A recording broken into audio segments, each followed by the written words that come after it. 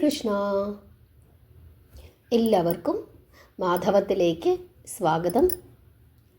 ശ്രീമദ് ഭഗവത്ഗീതയിലെ 3-ാമത്തെ അധ്യായം കർമ്മയോഗം. കർമ്മയോഗയിലെ 21-ാമത്തെ ശ്ലോകമാണ് ഇന്ന് നമ്മൾ നോക്കുന്നത്. യദ്യദാചരതി ശ്രേഷ്ഠ തത്തദേവതരോ ജനഃ സയത് പ്രമാണം കുരുതേ ലോകസ്തദനു വർത്തതേ. ഇവിടെ തൻ്റെ ജോലി, തൻ്റെ കർമ്മം ചെയ്യാൻ സാധിക്കുകയില്ല എന്ന് പറഞ്ഞ് തളർന്ന് ഇരുന്ന പാർത്ഥനോട് മാധവൻ പറയുകയാണ്, അല്ലയോ അർജുന, ഏതൊന്നിനെയാണോ ശ്രേഷ്ഠൻ അവൻ ആചരിക്കുന്നത് അതിനെ തന്നെ മറ്റുള്ളവരും ആചരിക്കുന്നു. ഏതൊന്നിനെ പ്രമാണമായി സ്വീകരിക്കുന്നുവോ അതിനെ ജനങ്ങളും പിന്തുടരുന്നു. ഇവിടെ ശ്രേഷ്ഠഃ എന്ന് പറഞ്ഞിട്ടുണ്ട്. ജനങ്ങളുടെ ആദരവിന് പാത്രമായിട്ടുള്ളവനാണ് ആര്? ശ്രേഷ്ഠൻ. യത് ആചരതി, അതായത് എന്തൊക്കെ അനുഷ്ഠിക്കുന്നുവോ, അതായത് ജനങ്ങളുടെ ആദരവിന് പാത്രമായിട്ടുള്ളവർ എന്തൊക്കെ അനുഷ്ഠിക്കുന്നുവോ അതുതന്നെ മറ്റുള്ളവരും ആചരിക്കും. എന്തിനെയാണോ പ്രമാണമായി ശ്രേഷ്ഠൻ സ്വീകരിക്കുന്നത് ജനങ്ങളും അതുതന്നെ പിന്തുടരും എന്നാണ് പറയുന്നത്. അതായത് നമ്മൾ സാധാരണ പറയും അല്ലേ, അച്ഛനെ കണ്ടാണ് മക്കൾ പഠിക്കുന്നത്, അമ്മയെ കണ്ടാണ് മക്കൾ പഠിക്കുന്നത് എന്ന് പറയും. അതുതന്നെയാണ് ഇവിടെയും പറയുന്നത്. അതായത് ഇപ്പോൾ ഒരു രാഷ്ട്രീയത്തിലാണെന്ന് കരുതുക, നേതാവ് കക്കുകയാണെങ്കിൽ കൂടെയുള്ള ആളുകളും കക്കും. എന്നാൽ നേതാവ് നല്ലയാളാണെങ്കിൽ താഴെയുള്ള ആളുകൾ കക്കില്ല, അവർക്ക് പേടി വരും. നമ്മൾ ഇന്ന് കണ്ടുകൊണ്ടിരിക്കുന്ന കാര്യങ്ങളും അതുതന്നെ. ഏറ്റവും ഉയർന്ന സ്ഥാനത്തിരിക്കുന്നവർ അഴിമതിയിൽ മുങ്ങി കുളിച്ചിരിക്കുകയാണ്. എന്തു ചെയ്യാനും അവർക്ക് മടിയില്ല. പിന്നെ അതല്ലേ കണ്ട് താഴെയുള്ള ഉദ്യോഗസ്ഥർ കാണുന്നത്. അപ്പോൾ അവരും എന്തു ചെയ്യും? കക്കും. അങ്ങനെ സർവത്ര അഴിമതി. അതുതന്നെയാണ് ഇവിടെ ഭഗവാൻ പറഞ്ഞിരിക്കുന്നത്. അതായത് സ്വതവേ മനുഷ്യരെന്ന് പറയുന്നത് അനുകരണ പ്രിയരാണ്. അധികം പേർക്കും എന്താണ് ധർമ്മം എന്നു പോലും അറിഞ്ഞുകൂടാ. എന്തു ചെയ്യണം, എന്തു ചെയ്യരുത് എന്നുള്ള കാര്യമൊന്നും സാധാരണ ജനങ്ങൾക്കറിയില്ല. മുകളിലിരിക്കുന്ന ആൾ എന്തു പറയുന്നുവോ അതാണ് നമ്മുടെ പ്രമാണം.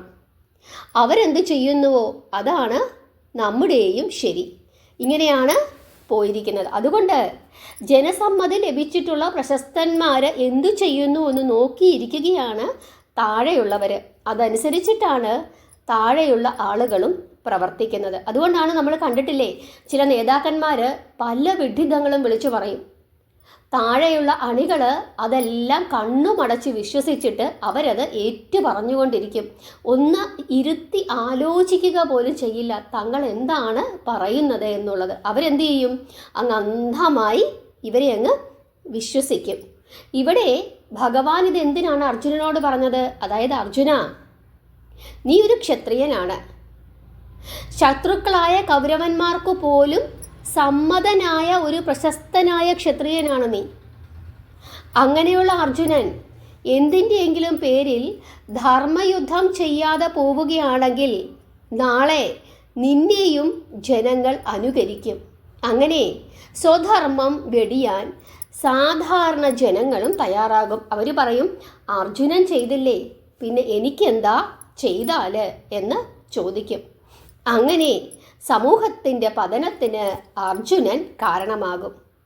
സ്വന്തം പതനം കൂട്ടാക്കുന്നില്ല എങ്കിൽ പോലും ഇപ്പോൾ നീ ഈ ചെയ്യുന്ന പ്രവൃത്തി മൂലം നിന്റെ സമൂഹവും അധപ്പതിക്കും.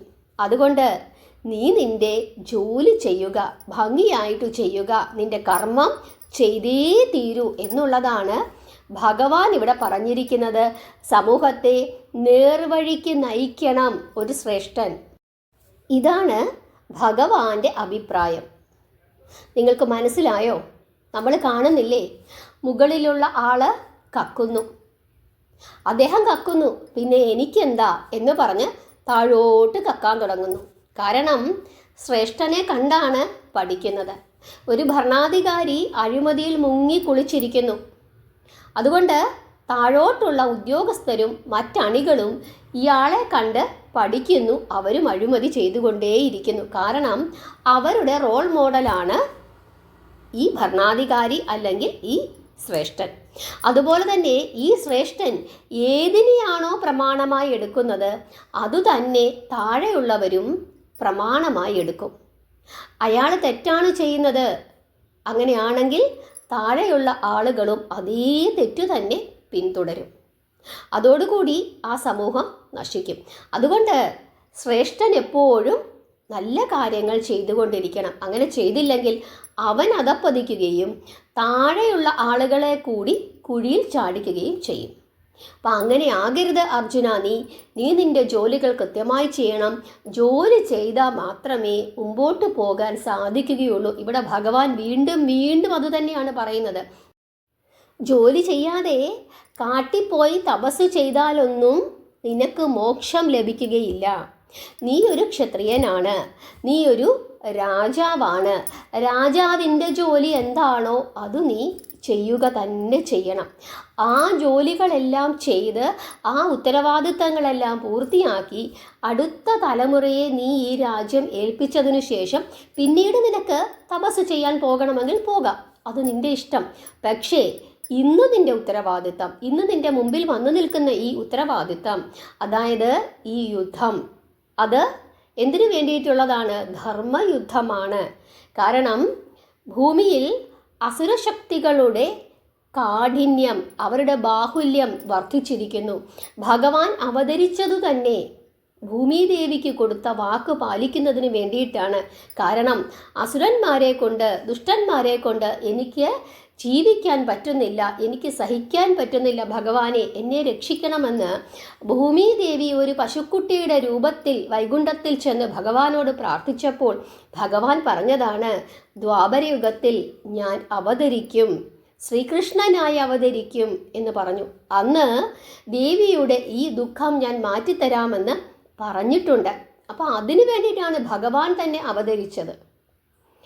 അങ്ങനെ ഇരിക്കുന്ന സാഹചര്യത്തിൽ ഈ അർജുനൻ ഇവിടെ യുദ്ധം ചെയ്യാതെ കാട്ടിപ്പോയിരുന്ന് തപസ് ചെയ്താൽ എന്താണ് ഫലം?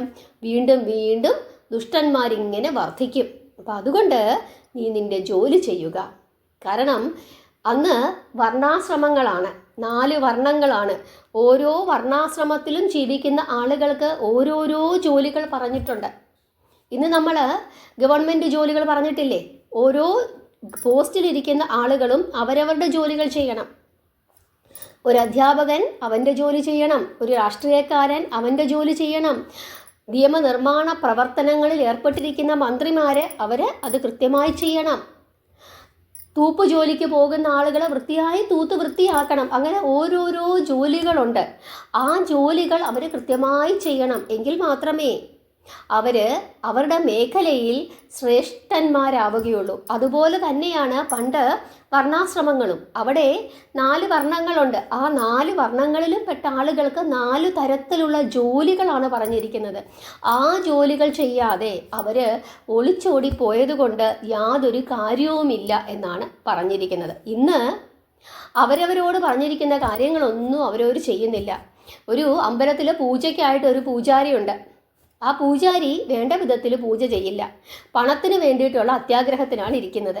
ഒരു അധ്യാപകൻ സ്കൂളിൽ പഠിപ്പിക്കാൻ പോകുന്നു. ആ അധ്യാപകൻ വേണ്ട വിധത്തിൽ കുട്ടികളെ പഠിപ്പിക്കുന്നില്ല. ഒരു ഹോസ്പിറ്റലിൽ ഒരു ഡോക്ടറുണ്ട്. ആ ഡോക്ടർ വേണ്ട വിധത്തിൽ ചികിത്സിക്കത്തില്ല. ഭരണകർത്താക്കൾ അവരുടെ തോന്നിയതുപോലെ അവർ ഭരിക്കുന്നു. ഇതാണ് കലികാലം. പക്ഷേ പണ്ട് അങ്ങനെയല്ല. ഭഗവാൻ പറഞ്ഞത് അവരവർക്ക് പറഞ്ഞിരിക്കുന്ന തൊഴിൽ അത് കൃത്യമായി ചെയ്യണമെന്നാണ് ഭഗവാൻ പറഞ്ഞിരിക്കുന്നത്. ഇവിടെ വീണ്ടും ഭഗവാൻ അത് തന്നെയാണ് പറയുന്നത്. നീ നിൻ്റെ ജോലി ചെയ്യുക. നീ ജോലി ചെയ്തില്ലെങ്കിൽ നിന്നെ കണ്ട് മറ്റുള്ളവർ പഠിക്കും. അത് സമൂഹത്തിന് അധപ്പതനം സൃഷ്ടിക്കും. എല്ലാവർക്കും ഈ ശ്ലോകത്തിൻ്റെ അർത്ഥം മനസ്സിലായി എന്ന് വിശ്വസിക്കുന്നു. നമ്മുടെ ജീവിതത്തിൽ ജോലിക്കുള്ള പ്രാധാന്യം മനസ്സിലാക്കുക. നാമം ജപിക്കുക, ഭഗവത്ഗീത കൃത്യമായി പഠിക്കുക. എല്ലാവരെയും ഭഗവാൻ അനുഗ്രഹിക്കട്ടെ. ഹരേ കൃഷ്ണ.